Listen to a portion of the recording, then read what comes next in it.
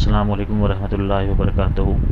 Dissolution of partnership form का ये second question है, जिसमें लिखा है कि ए और बी दोनों इक्वल पार्टनर हैं और उनकी बैलेंस शीट 31 दिसंबर 2018 को इस प्रकार है, जिसमें ये असेट्स दी हुई हैं, ये लाइबिलिटीज़ हैं, इसके अलावा कुछ एडजस्टमेंट्स दिए हुए हैं। एडजस्टमेंट में पढ़ लेते हैं हम क्या क्या चीज़ें हैं। They decided to dissolve the firm on date, उसी तारीख को वो फॉर्म को डिज़ोल्व कर रहे हैं, जो तारीख ऊपर दी हुई है उसी तारीख को। The assets realised as under, building asset जो है वो बिकी हैं। बिल्डिंग 20,000 में, furniture 11,800, debtors 14,400, bill receivable 5,600, stock 11,400। इसके अलावा creditors were paid off at 4% discount, creditors को पेमेंट किया है 4% डिस्काउंट पर। B's wife loan and bills payable were paid in full, B की वाइफ का लोन और बिल्स पेबर को पूरा पेमेंट करना है। Expenses on realisation amounted to ₹1200, realisation के जो एक्सपेंसेस हैं वो 1200 रुपये हैं। पास नेसेसरी जनरल एंट्रीज, पहले जनरल एंट्रीज आपको इस पूरे क्वेश्चन में करना है, ज़रूरी जो एंट्रीज है वो। फर्स्ट ऑफ ऑल हम इसमें देखते हैं सॉल्यूशन में कि कौन कौन सी असेट्स ट्रांसफ़र होंगी रियलाइजेशन अकाउंट में और कौन कौन सी लाइबिलिटीज़ ट्रांसफ़र होंगी। पहले असेट में कैश तो नहीं जाएगा, stock, bill receivable, debtors, furniture और बिल्डिंग। डेटर्स पूरे अमाउंट से जाएगा 16,000, फर्नीचर और बिल्डिंग, ये सारी असेट्स ट्रांसफ़र होंगी रियलाइजेशन अकाउंट में। ये होगी रियलाइजेशन अकाउंट की फर्स्ट एंट्री जो असेट्स ट्रांसफ़र करने वाली होगी। Realisation account debit to stock account, to bill receivable, to debtors, to furniture, to building. इसमें सभी असेट्स का अमाउंट यहाँ पर लिखेंगे हम 12,000, 6,000, 16,000, 13,800 और 16,000। ये बैलेंस शीट में जो अमाउंट लिखी हुई है वही अमाउंट होगी। इन सबको टोटल करके फिर यहाँ पर लिखेंगे 63,800। अब लाइबिलिटीज़ में हम देखते हैं कौन कौन सी लाइबिलिटीज़ ट्रांसफ़र होंगी। क्रेडिटर्स ट्रांसफ़र होंगे, रिज़र्व फंड तो ट्रांसफ़र नहीं होता।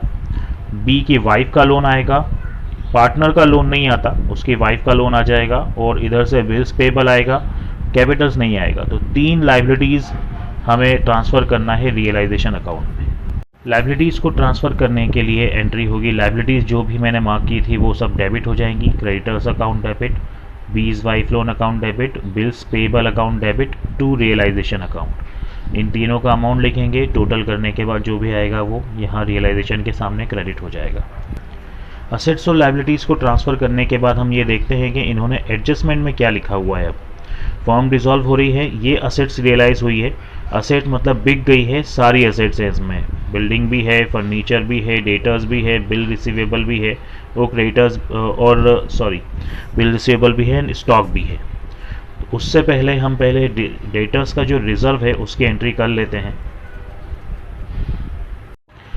जो डेटर्स का रिज़र्व होगा उसको भी लाइबिलिटी जैसा ट्रीटमेंट करेंगे हम। जैसे लाइबिलिटीज़ को ट्रांसफ़र करने के लिए लाइबिलिटीज़ डेबिट हुई थी, तो वो भी रिज़र्व भी डेटर्स वाला, बेड डेब्ट्स वाला रिज़र्व डेबिट होगा टू रियलाइजेशन अकाउंट 800। उसके बाद जो असेट्स बिकी हैं उसकी एंट्री करना है। असेट्स जिस अमाउंट में बिकी है वो अमाउंट मैंने यहाँ पर पहले टोटल कर लिया रफ में। बिल्डिंग 20,000 में गई है, फर्नीचर 11,800 में, डेटर्स 14,400 में, बिल रिसीवेबल 5,600, स्टॉक 11,400 में। इन सबको टोटल करेंगे तो 63,200 आ रहा है। जब बिल्डिंग ये सारी असेट्स बिकेंगी तो कैश आएगा, तो कैश की डेबिट वाली एंट्री हम करेंगे। सिर्फ ये एक छोटी सी एंट्री आ जाएगी, cash account debit to realisation account being asset realised, और टोटल अमाउंट जो आ रहा है उन असेट्स का वो यहाँ पर हम मेंशन कर देंगे।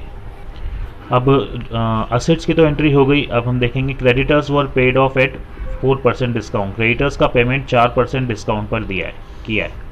क्रेडिटर्स थे 10,000 के। इसका कैलकुलेशन पहले देख लें। क्रेडिटर्स है 10,000 रुपये के, उसमें से 4% डिस्काउंट दिया, तो 10,000 का 4% होगा 400 रुपये। 10,000 में से 400 माइनस होंगे तो क्रेडिटर्स का पेमेंट हुआ है अब 9,600 में। तो ये पेमेंट हो जाएगा जब आपके पास से कैश गया है तो कैश अकाउंट क्रेडिट हो जाएगा। जनरल एंट्री होगी realisation account debit to cash account 9,600 being creditors paid narration हो जाएगा। अब इसमें आगे लिखा है कि बी की वाइफ का लोन और बिल्स पेबल का पूरा पेमेंट करना है, और इसके अलावा एक्सपेंसेस भी हुए हैं 1,200 रुपये के, तो एक एंट्री इसकी हो जाएगी, एक एंट्री इसकी हो जाएगी।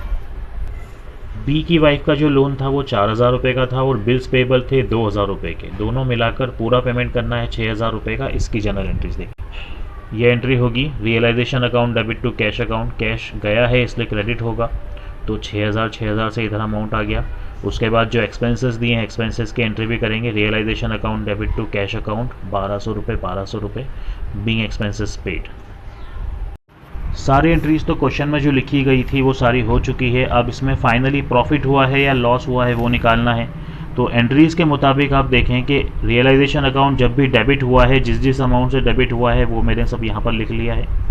उसके बाद रियलाइजेशन अकाउंट जब भी क्रेडिट हुआ है जनरल एंट्री में, उसकी अमाउंट मैंने यहाँ पर लिख ली है। जब इसको टोटल करेंगे तो रियलाइजेशन अकाउंट डेबिट हुआ है 80,600 से और क्रेडिट हुआ है 80,000 रुपये से। दोनों में से डेबिट साइड ज़्यादा है, इन दोनों को कंपेयर करेंगे। ये खर्चा हुआ है, ये इनकम है, तो खर्चा ज़्यादा है तो इट मीन्स लॉस हुआ है। लॉस पार्टनर्स के अकाउंट में डेबिट होता है और रियलाइजेशन अकाउंट में क्रेडिट होता है, उसकी जनरल एंट्री देखेंगे। ये एंट्री होगी A's capital account debit, B's capital account debit to realisation account. Loss हुआ है 600 रुपये का और दोनों पार्टनर्स इक्वल हैं। क्वेश्चन में लिखा हुआ है कि दोनों इक्वल पार्टनर्स हैं, तो 300 दोनों में बढ़ जाएगा। अब रियलाइजेशन की सारी एंट्रीज करने के बाद जो ए का लोन था उसका पेमेंट आप कर दें, A's loan account debit to cash account, तो ये पूरा क्वेश्चन आपका कंप्लीट हो जाएगा। Thank you.